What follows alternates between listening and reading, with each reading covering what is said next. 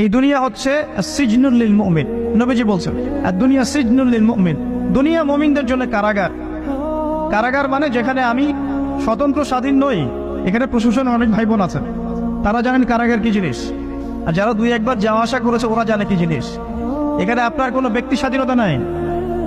আপনি আপনার ইস্তেঞ্জা করবেন, শিশি যেতে পারবেন না, আপনি পারমিশন নিতে হবে, তারা নিয়ে যাবে, তারপরে যেতে পারবেন, তাও হ্যান্ডকাপ পরিয়ে। দুনিয়া সিজনুল লিল মুমিন, দুনিয়া মুমিনদের কারাগার। এখানে আপনি খেতে পারবেন না, খাবার আসবে তারপর খাবেন। ঘুমাতে পারবেন না, যখন ঘুমানোর আদেশ দিবে তখন ঘুমাতে পারবেন। তাও কতক্ষণ ঘুমাবেন তাও ফিক্স করা।